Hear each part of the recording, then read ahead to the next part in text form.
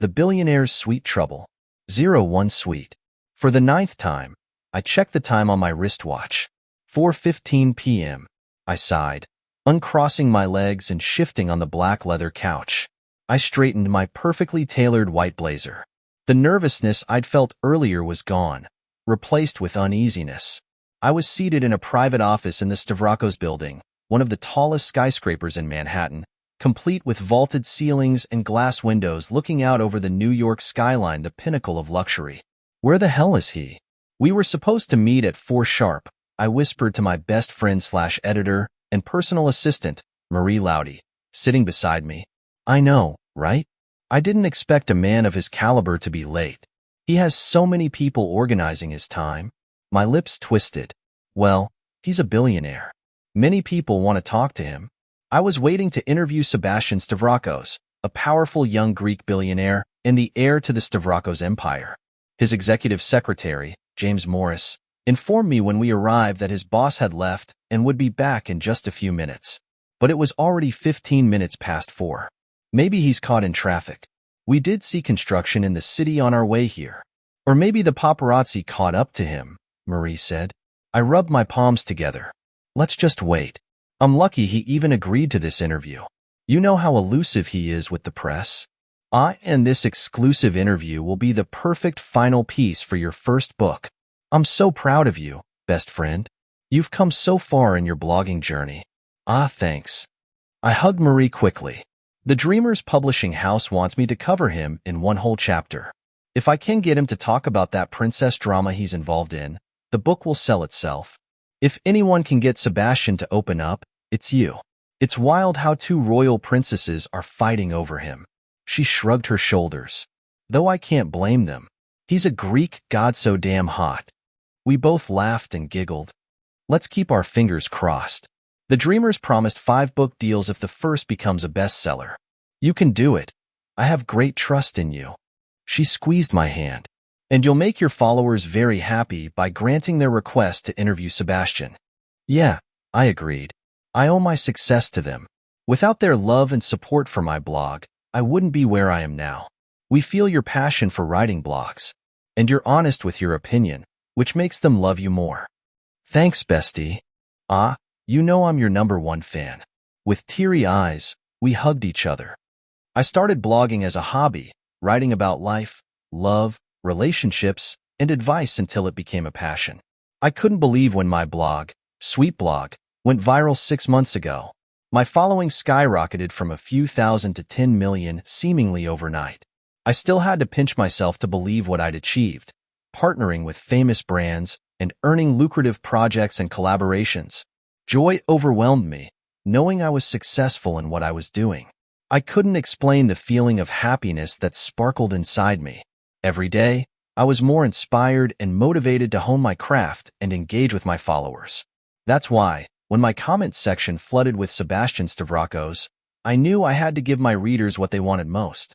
You should interview the billionaire Sebastian Stavrakos. We want him in your blog. What is your opinion of Sebastian Stavrakos? I love Seb. Please, I'm begging you, put him in your blog. Would you fall for a man like Seb? Do you think the 2 princesses are crazy fighting over Sebastian? Why do a lot of women go crazy about Seb Stavrakos? Do you think men should ban Seb Stavrakos on Earth for having everything? The looks, charm, money, and brain. I couldn't just write about the guy and give my honest opinion if I didn't know him personally.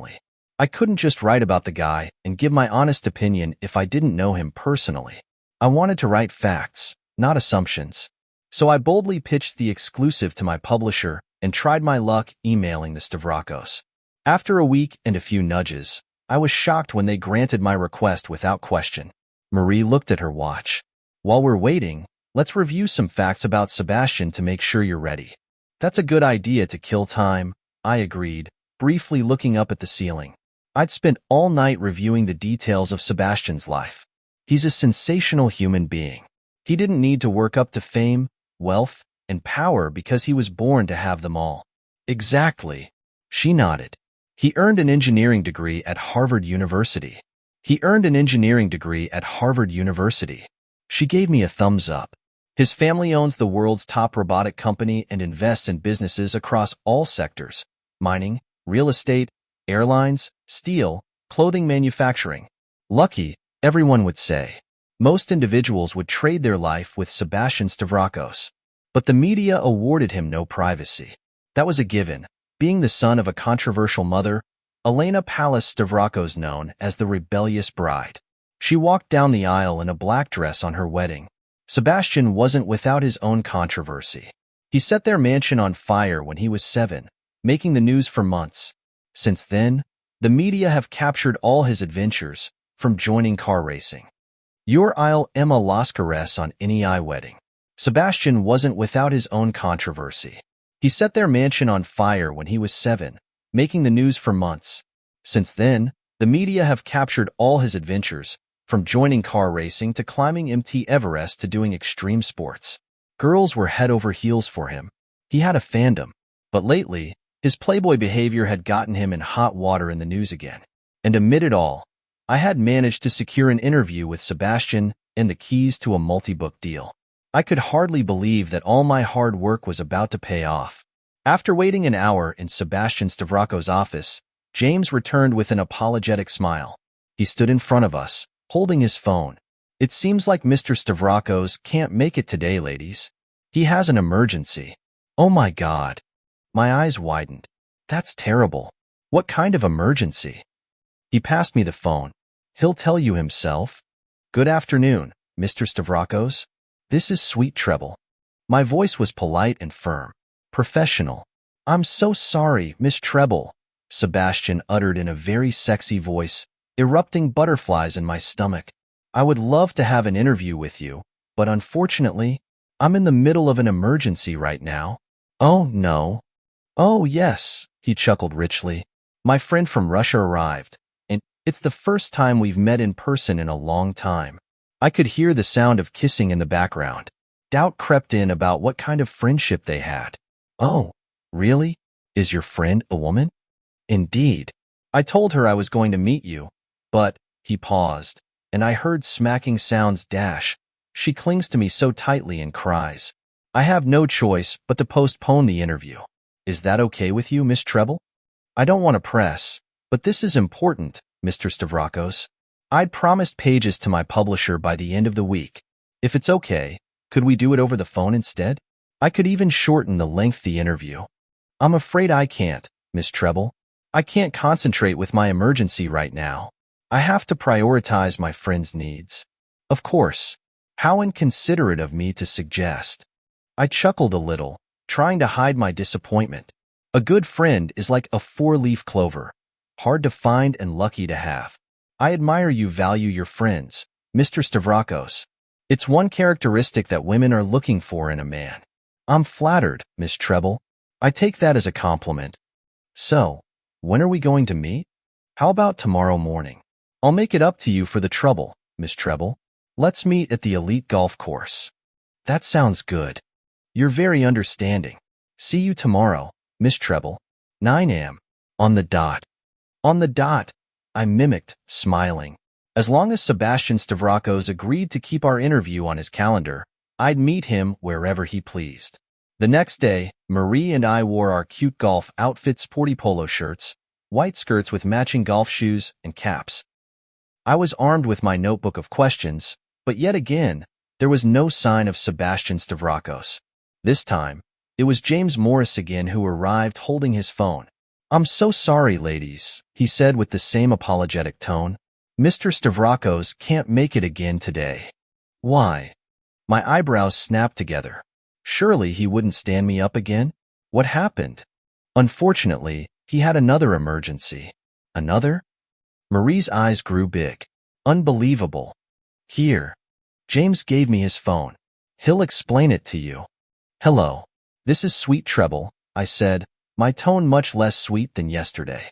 I'm so sorry, Miss Treble, but I'm in the middle of an emergency again, Sebastian said in his usual sexy voice. It did not affect me today. Are you entertaining your Russian friend again, Mr. Stavrakos? No, not anymore, he chuckled. She left this morning back to Russia.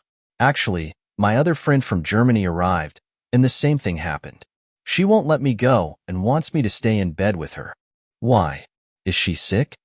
You're right. He clicked his tongue. She's so hot, feverish. She can't stop moaning in pain. I heard a smacking sound in the background and loud moaning. In pain? You need to call 911. Or should I call them for you? Mr. Stavrakos? No need, Miss Treble, but thank you for your concern. I'm deeply touched. His voice sounded grateful, but I had a feeling he was faking it. If you don't mind, can we reschedule the interview for this evening? Perhaps in a fine dining restaurant at 8? Again? He stood me up twice already. That's impossible, Mr. Stavrakos. I'm so busy. I'll have to check my schedule first. Okay, some other time then, he answered firmly. I also have very little time. I'm a busy man, and I don't think I could grant you another interview in the future. So this is goodbye, Miss Treble Dash. Wait, I stopped him from hanging up. I was torn about agreeing to dinner. Normally, I'd never give someone a third chance. But Sebastian was different. I had a multi-book deal and my publishing dreams on the line. Should I bend my rules for him? I took a deep breath to calm myself.